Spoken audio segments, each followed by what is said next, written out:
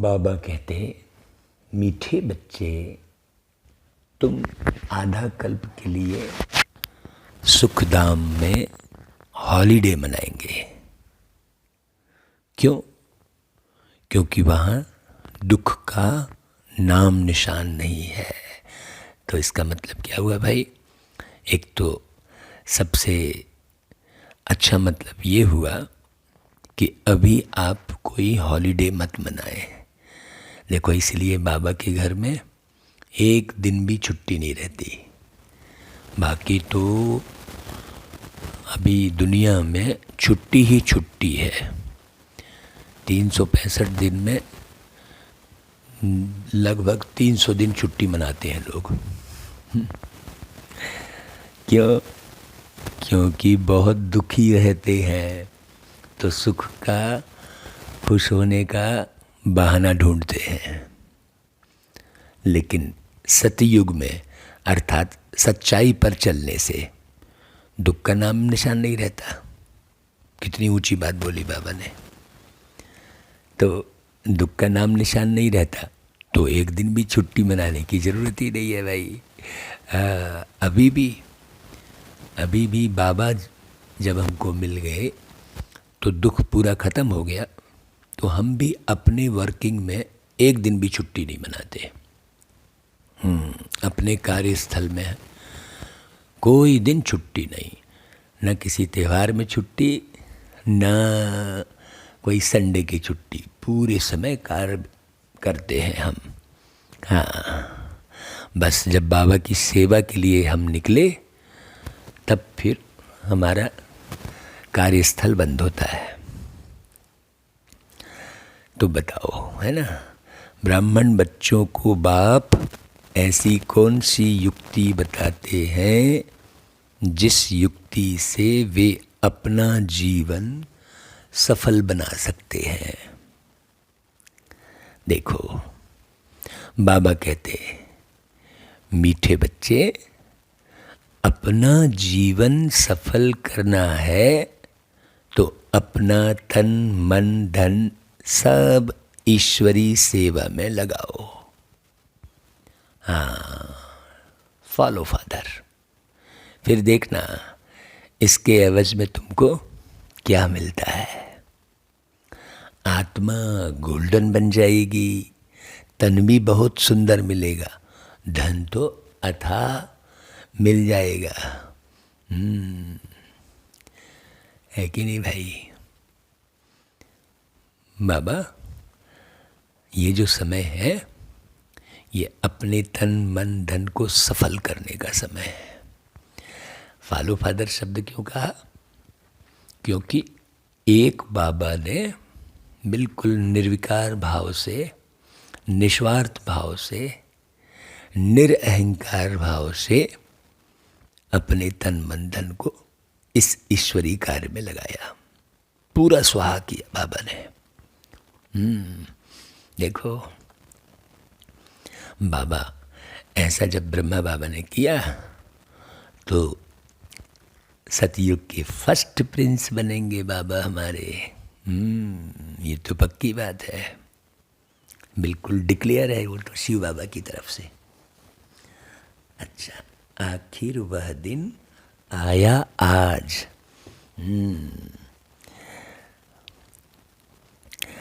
ओम शांति। जब बाप ओम शांति कहते हैं तो दादा भी ओम शांति कहते हैं, बच्चे भी अंदर में कहते हैं ओम शांति। अंदर में कहते हैं मतलब यहाँ पर किसी भी किस्म की कोई बात करने की ज़रूरत नहीं है, बोलने की। बाबा कहते हैं कि जब कोई भाषण करते हैं तो ओम शांति कहते हैं। फिर वहाँ सब बैठे हुए भी कहते हैं ओम शांति। भाई रेस्पॉन्ड तो ज़रूर देना होता है। हाँ, देखो, दो बातें बोली बाबा ने। जब बाबा माना शिव बाबा और ब्रह्मा बाबा बोले तो शिव बाबा और ब्रह्मा बाबा दोनों अव्यक्त स्थिति में हैं। तो हमें भी अव्यक्त स्थिति में रहकर अंदर ओम शांति कहना है। लेकिन जब भाषण कर रहे हैं तो सब व्यक्त भाव में है, तब रेस्पॉन्ड जरूर देना है। वहाँ पर अंदर नहीं, वहाँ चुप्पी नहीं साधना है, वहाँ बोलना है। तो अभी तुम बच्चे समझते हो आत्माओं और परमात्मा का अभी मिलन हो रहा है। तो आत्मा और परमात्मा का मिलन कैसे होगा भाई? अंदर शांति होगी, क्योंकि बाबा शांति का सागर है। हाँ, किसी भी प्रकार की हलचल नहीं होगी अंदर। देखो, कईयों को ईर्ष्या हो जाती है, कईयों को द्वेष मन में बैठा रहता है। बाहर से ओम शांति करते रहेंगे, मिलते रहेंगे, मीठा मीठा बोलते रहेंगे, लेकिन अंदर हलचल रहती है। तो अभी आत्माओं और परमात्मा का जो मिलन हो रहा है, तो मिलन कैसे होगा? शांति में। इसलिए बाबा ने मुरली की शुरुआत में कहा कि दादा भी कहते हैं ओम शांति और बाप भी कहते हैं ओम शांति। बड़ा गहरा राज है भाई, गाया भी हुआ है। आत्मा परमात्मा अलग रहे बहुकाल। तो सोचो, जिससे बहुत काल अलग रहते हैं उनसे ही सम्मुख मिलते हैं। वह आते हैं अपना पार्ट बजाने।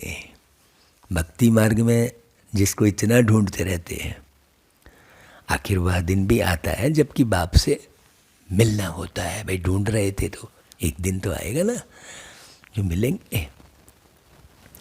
बाबा कहते हैं सिर्फ एक भारत ही अविनाशी खंड है, बाकी सब है विनाशी खंड। नई दुनिया में तो सिर्फ भारत ही होता है, भारत का कभी विनाश नहीं होता है। यह तो है ही। हाँ, अभी तो कितने खंड हैं। देखो, भारत में जब देवी देवताओं का राज्य था तो वहाँ कोई खंड नहीं था, सिर्फ भारतवासी ही थे और कोई मनुष्य नहीं थे। भारत में सिर्फ सूर्यवंशी देवी देवताओं का राज्य था। अभी तो उन्हों के सिर्फ चित्र रह गए हैं। भाई यादगार तो रहना चाहिए ना। पहले कितना छोटा झाड़ होता है, उसको कहा जाता है राम राज्य, ईश्वरी राज्य। ईश्वर की स्थापना है ना। अभी तो है आसुरी स्थापना, और सतयुग की है दैवी स्थापना। बहुत गहरी बात है ना। कि भाई जब हमारे दिव्य गुण होते हैं, सब मनुष्यों में जब दिव्य गुण होते हैं तो कोई पार्टीशन नहीं होती है। अभी तो घर घर में पार्टीशन है। हाँ, एक घर में 4 भाई लोग हैं तो अलग अलग दीवार खींची हुई है, अलग अलग किचन बन गया है, रसोई अलग अलग बन गई है ना भाई। क्यों? दिव्य गुणों की कमी है। सब विषय विकार में हिरे हुए हैं, तो विषय विकार खड़ी करता है दीवार। बहुत बारीक बात समझना। तो ईश्वर की स्थापना आधा कल्प चलती है, फिर आसुरी स्थापना होती है जिसको रावण राज्य कहा जाता है। तो वह है निर्विकारी दुनिया और यह है विकारी दुनिया। हाँ, तो बाबा ये गुणों की बात कर रहे हैं, विषय विकार से मुक्त अवस्था की बात कर रहे हैं। बाकी दुनिया में कोई नहीं जानती कि यह दुनिया का चक्र कैसे फिरता है। देवी देवता फिर कहाँ गए? पावन सोपतित फिर कैसे बने? देखो, सीढ़ी तो नीचे उतरना ही होता है, कलाएं कम होती जाती हैं। जैसे चंद्रमा को भी तो ग्रहण लगता है ना, तो कहा जाता है दे दान तो छूटे ग्रहण। भाई चंद्रमा को भी ग्रहण लगता है। कितना मैंने गहरी बात है ये। हम बिल्कुल शीतल शांत, सबको सुख देने वाले रहते हैं, और धीरे धीरे बाबा ने कई बार कहा कि एक लकीर जाके रहती है बस।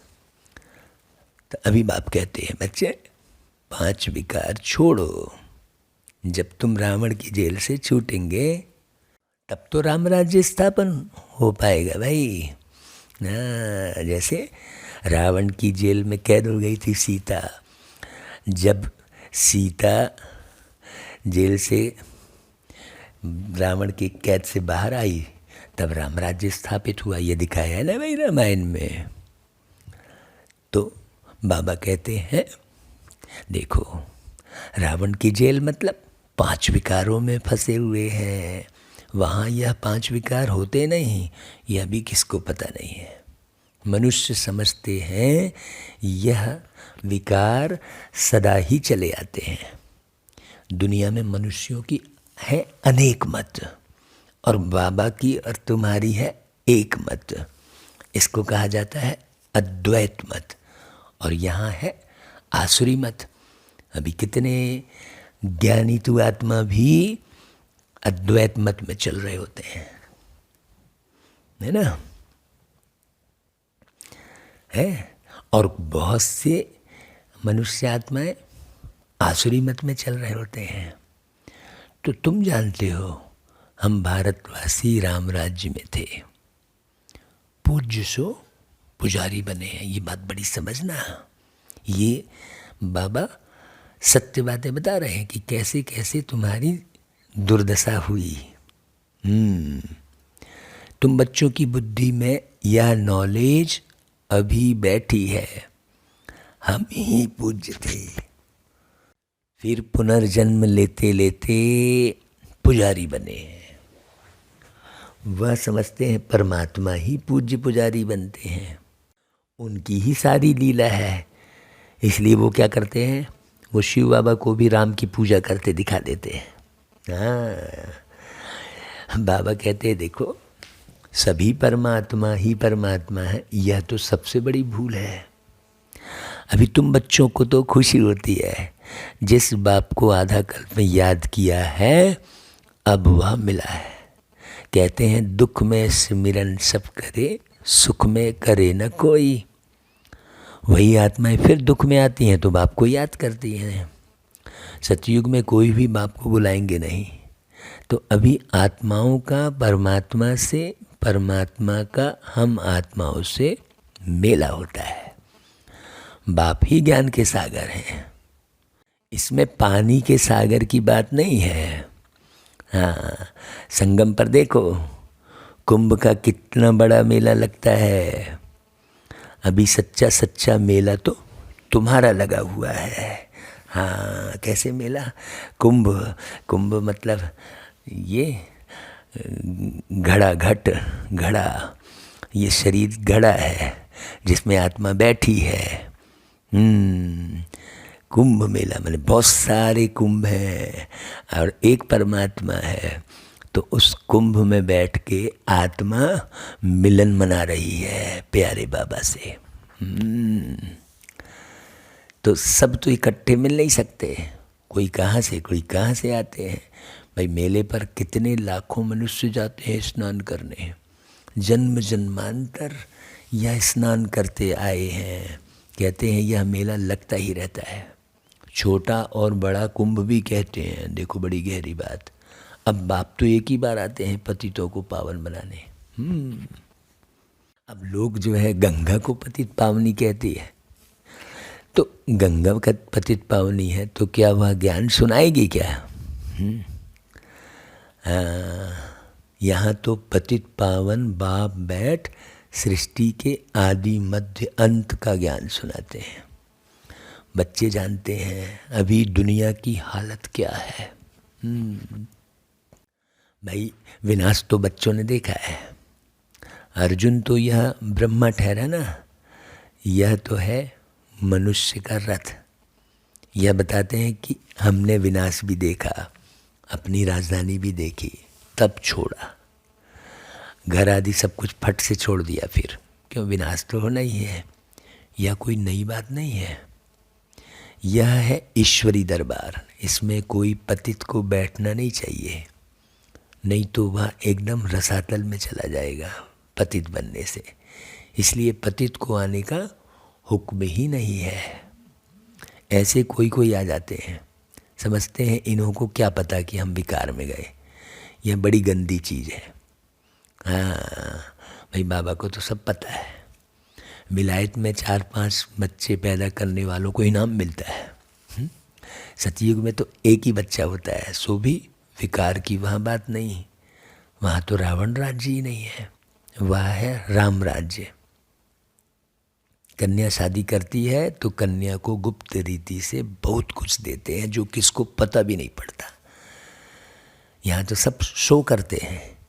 बाप भी कहते हैं बच्चे तुमको गुप्त दान देता हूँ, किसको पता पड़ता है क्या? बाबा कह रहे हैं किसी को पता पड़ता है क्या कि हम क्या दे रहे हैं? यह है गुप्त, कोई समझ नहीं सकते कि यह बीके विश्व के मालिक बनेंगे। यह तुम अभी समझते हो, हम विश्व के मालिक थे, फिर 84 जन्म लेते हैं। हम कल्प कल्प बाबा से वर्षा लेते हैं। कहते हैं बाबा हम कल्प कल्प आपसे मिलते हैं। कल्प पहले भी मिले थे। बाबा को ही राम कहते हैं। राम कोई त्रेता वाला नहीं, उनको तो सिर्फ उनका बच्चा ही बाबा कहेगा। देखो ये बड़ी गहरी बात है भाई, राम को बाबा थोड़ी कहेंगे। अभी दुनिया में हमारे प्यारे बाबा को ही राम कह देते हैं, बहुत गहरी बात है। बाकी त्रेता युग में जो राम है उनको तो उनका बच्चा ही बाबा कहेगा ना भाई। और शिव बाबा तो है बेहद के बाप। अब बाप तुम बच्चों को कहते हैं, बच्चे तुम बच्चों को दैवी गुण धारण कर ऐसा बनना है। इन देवी देवताओं की कितनी महिमा करते हैं परंतु समझते कुछ भी नहीं है। कहते हैं अच्युतम केशवम, अब कहाँ राम और कहाँ नारायण, सबको मिला देते हैं, अर्थ कुछ भी नहीं निकलता। अभी तुमको नटसेल में सब कुछ समझाया जाता है। द्वापर से लेकर यह भक्ति मार्ग शुरू होता है। 84 का चक्र लगाकर नीचे तो उतरना ही है। 84 जन्म गाए जाते हैं। बाबा ने पूछा यहाँ तुम बैठे हो तो क्या सब 84 जन्म लेंगे या कोई 80-82 भी लेंगे? बढ़ने वाले क्या सब पास होंगे क्या? क्या भागंती हो जाने वालों के जन्म कम जास्ती नहीं होंगे क्या? नहीं, अवस्था अनुसार ही हर एक का पार्ट होगा ना भाई। देखो बहुत है जो आश्चर्यवत भागंती हो जाएंगे, फिर सतयुग में कैसे आएंगे? वह तो प्रजा में भी बहुत देरी से आएंगे। क्यों? क्योंकि ग्लानि करते हैं। अभी सोचो आप किसी की ग्लानि तो नहीं कर रहे हो। हाँ, आपका ग्लानि करने का स्वभाव तो नहीं है, बार बार कमी कमजोरी निकालना, बार बार जो है एवॉइड करना किसी को, ऐसा नहीं होना चाहिए भाई। सुना रहे हैं मुरली और किसी को एवॉइड कर रहे, किसी को अपना बना रहे, ये चालाकी बिल्कुल जो है बाबा के घर में नहीं चलती है। तो बाबा कहते हैं देखो ग्लानि नहीं करनी चाहिए, नहीं तो वो प्रजा में भी बहुत देरी से आएंगे। इतने सब थोड़े ही सूर्यवंशी में आ सकते हैं। नंबरवार पुरुषार्थ अनुसार माला बनती है भाई। बाप तो है ज्ञान के सागर। हाँ, तो अब बताओ कौन सा उनमें ज्ञान है, यह भी कोई नहीं जानते। बाबा कहते देखो तुमको अब ज्ञान मिल रहा है, वह तो सिर्फ स्तुति करते हैं, समझते कुछ भी नहीं है। तो इसको कहा जाता है भक्ति मार्ग। त्यौहार भी जो मनाए जाते हैं वह है सब इस समय के, जो फिर बाद में मनाए जाते हैं। यहीं की यादगार है। हाँ, हम आत्म ज्योति जगाते हैं, ज्ञान की ज्योति जगाते हैं तो वो दिवाली मनाते हैं। हाँ, हम खुशियों से ज्ञान का रंग लगाते हैं तो वो फिर धुरेड़ी खेलते हैं, होली के बाद रंग लगाते हैं। ऐसे सब जितने भी त्यौहार हैं सब हमारी यादगार है। तो बाबा कहते देखो तुमको तो आधा कल्प सुख में हॉलीडे मिल जाती है, कभी दुख का नाम नहीं देखेंगे। हॉलीडे हो जाता है क्योंकि तुम पवित्र हो जाते हो ना। बाप समझाते हैं, तुम्हारा यह अंतिम जन्म है। जब रावण राज्य शुरू होता है उसको मृत्यु लोक कहा जाता है। तो मृत्यु लोक मुर्दाबाद और अमर लोक जिंदाबाद होता है। वहाँ मरते नहीं, वहाँ शरीर छोड़ते हैं, यहाँ तो मर जाते हैं। शरीर छोड़ना और बड़े होश से नया शरीर लेना ये यहाँ नहीं होता, सतयुग में होता है। अर्थात जो सच्चाई पर चलेगा उसको शरीर छोड़ने में ना तो दुख होगा ना शरीर लेने में दुख होगा। अभी तो झूठ में चलते हैं, निंदा ग्लानि करते हैं, एक दूसरे से ईर्ष्या करते हैं, तो वो सब शरीर छोड़ेंगे तो उनकी क्या हालत होगी। तो यहाँ तो शरीर छोड़ने में भी दुख होता है और जब शरीर नया मिलता है तब भी बच्चा रोते हुए आता है। बड़ी गहरी बात समझने की है। तो सुख और दुख, राम और रावण का यह खेल है। राम द्वारा तुम राज्य पाते हो और रावण द्वारा तुम राज्य गंवाते हो। राम द्वारा तुम अपने कर्मेंद्रियों को अपने वश में करते हो और रावण द्वारा क्या हो जाता है, कर्मेंद्रियां तुम्हारी चंचल हो जाती हैं। देह के भान में आने से कर्मेंद्रियां चंचल हो जाती, तुम्हारे वश में नहीं रहती हैं। तो देह का भान आना ही रावण आना कहलाएगा। अच्छे से समझना, रावण कोई चैतन्य में आत्मा नहीं है। बाप कहते हैं तुम अपने जीवन को नहीं जानते हो और कोई ऐसे कह न सके कि तुम अपने जीवन को नहीं जानते हो। बाप ही बतलाते हैं। वो तो 84 लाख कह देते हैं, फिर तो कल्प की आयु लाखों वर्ष हो जाती है। कुछ भी बुद्धि में नहीं आता जो इन बातों को समझ सके। कल्प की आयु भी रॉन्ग लिख दी है। यह शास्त्र आदि सब भक्ति मार्ग के है। तुम बच्चों को कितना सहज समझाया जाता है। बाबा कहते हैं देखो आगे चलकर और अच्छी रीति समझाएंगे। देखो जब कोई मरता है तो उस समय सिर्फ थोड़ा वैराग्य आता है। यहाँ देखो सबको तो जाना ही है, ऐसा उसको कहा जाता है शमशानी वैराग्य। शमशान से बाहर निकल मार्केट में गए तो खलास, जाकर फिर मांस मदिरा खरीद करेंगे। तुम बच्चों को इस समय सारी पुरानी दुनिया से वैराग्य। बाबा समझाते हैं वैराग्य 2 प्रकार का है। निवृत्ति मार्ग वालों का है हद का वैराग्य और वह प्रवृत्ति मार्ग के लिए ज्ञान देंगे ही नहीं। हाँ, एक बार हम उज्जैन जा रहे थे तो बाबा का ज्ञान ट्रेन में रास्ते में सुना रहे थे। तो कुछ जो है निवृत्ति मार्ग वाले बैठे थे तो वो हमारे ऊपर एकदम भड़क उठे, कहने लगे अरे ये जो तुम ज्ञान सुना रहे हो ये इससे तो हमारी रोजी रोटी पूरी ख़त्म हो जाएगी, ऐसा बोलने लगे। तो सारे जो ज्ञान सुन रहे थे वो बोले अच्छा मतलब आप हमारे साथ में भगवान के नाम पर रोजी रोटी चला रहे हो। ऐसा करके फिर हमको कुछ नहीं बोलना पड़ा, जो ज्ञान सुन रहे थे वो ही उनको जवाब देने लगे। हम तो चुपचाप अपने बाबा को याद करने लगे। वो फिर हमको अलग से बुलाए बाद में, इधर आओ अपना परिचय दो। तो हमने विजिटिंग कार्ड दे दिया। वो तो उसमें लिखा था कृष्ण जी माने देवता है, शिव ही एक परमात्मा है, ऐसे करके 5-6 प्रश्न ऐसे लिखे थे। तो उसमें भी और बोले अच्छा कहाँ है भाई तुम, चलो हम तुमको ले चलते हैं हमारे उनके साथ, तुम शास्त्रार्थ करना, बड़े ज्ञानी बनते हो। ऐसा करके हमको उल्टा सीधा बोलने लगे। काफ़ी समय तक उल्टा सीधा बोलते रहे। हम चुपचाप बाबा को याद करते रहे, कुछ नहीं जवाब दिए, बस मुस्कुराते रहे, हल्का हल्का बाबा को याद करते रहे, उनको रूहानी दृष्टि देते रहे।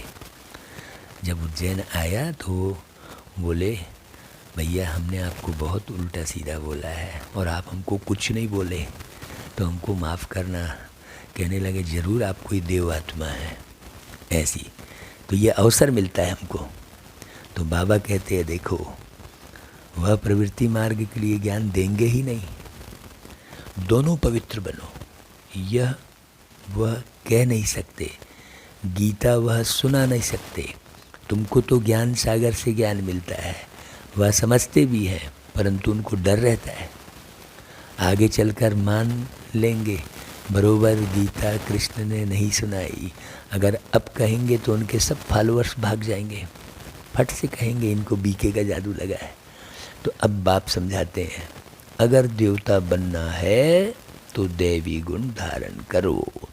और मुख्य बात है पवित्रता की। जब तक पवित्रता धारण नहीं करेंगे तब तक दैवी गुण धारण होंगे ही नहीं। यहाँ देखो मनुष्यों का खान पानी देखो कितना आसुरी है। जन्म जन्मांतर की पाप आत्माएं हैं, पुण्य आत्मा एक भी नहीं है। अभी तुम बन रहे हो। सतयुग में सब पुण्य आत्माएं होती हैं, वहाँ है ही श्रेष्ठाचारी पावन, और यहाँ है भ्रष्टाचारी पतित। सतयुग में 5 विकार होते नहीं। राम राज्य रावण राज्य में कितना फर्क पड़ जाता है। इनको तो रावण राज्य कहेंगे ना भाई, अभी जो चल रहा है। पतित पावन एक ही गॉडफादर है, तुम जानते हो। वे हमारे बेहद के बाप हैं। बेहद के बाप रचयिता को रचना याद करती है।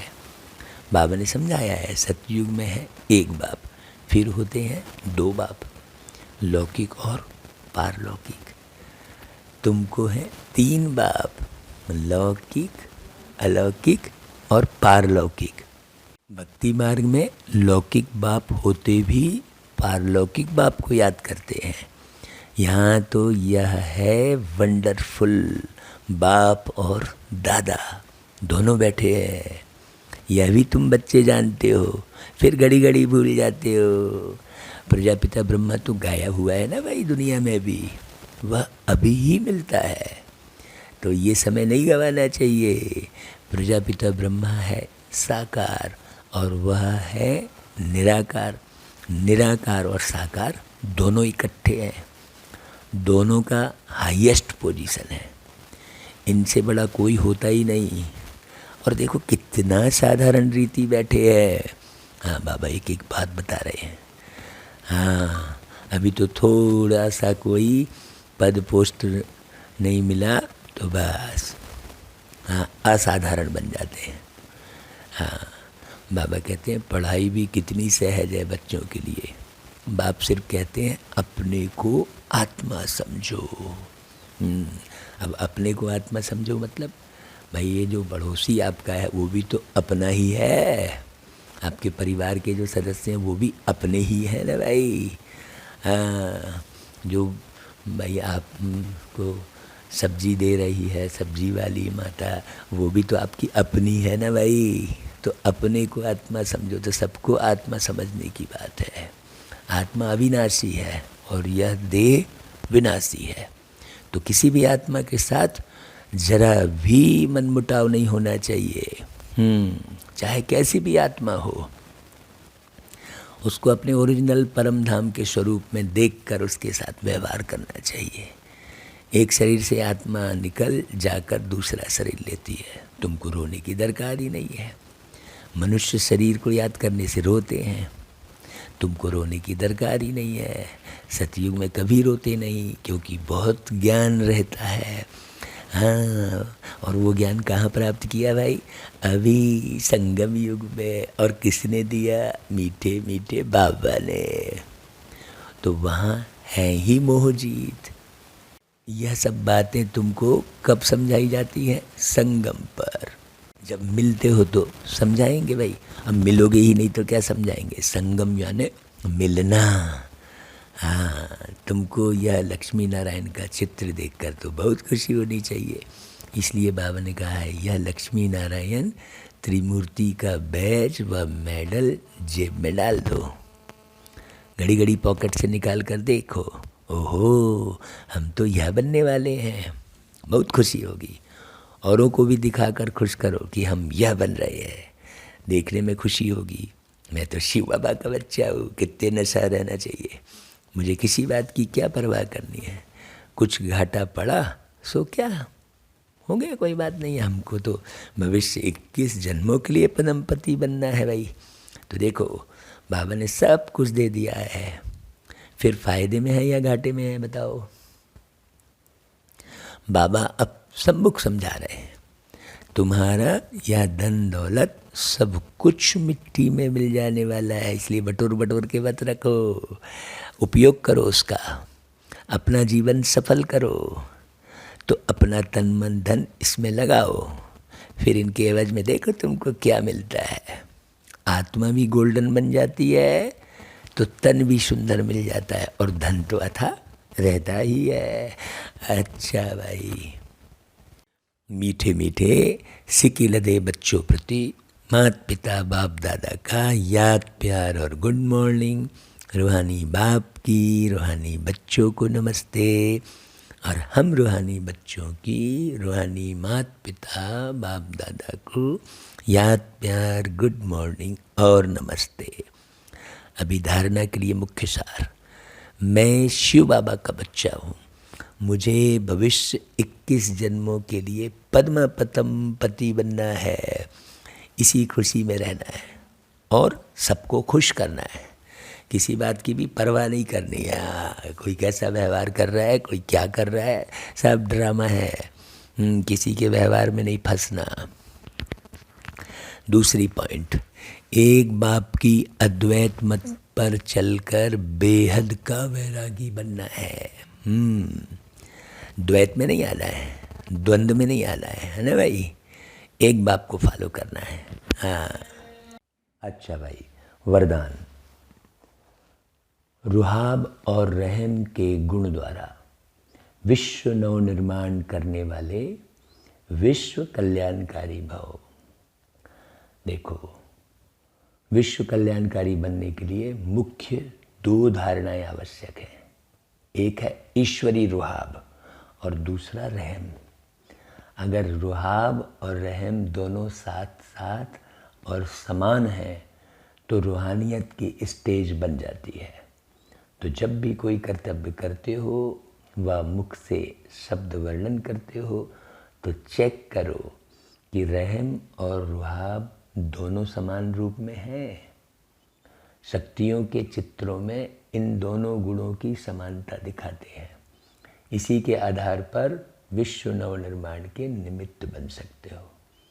अच्छा भाई, फिर स्लोगन, बाप के प्यार के पीछे व्यर्थ संकल्प न्योछावर कर दो, यही सच्ची कुर्बानी है। अपने संकल्प भी पूरी तरह न्योछावर कर दो। भी कौन से संकल्प? व्यर्थ संकल्प। समर्थ संकल्प रखो। हाँ, चेक करो, कोई भी व्यर्थ संकल्प आ रहे हैं तो उसे बाप को सौंप दो। इसे ही सच्ची कुर्बानी कहेंगे। अच्छा भाई, ओम शांति।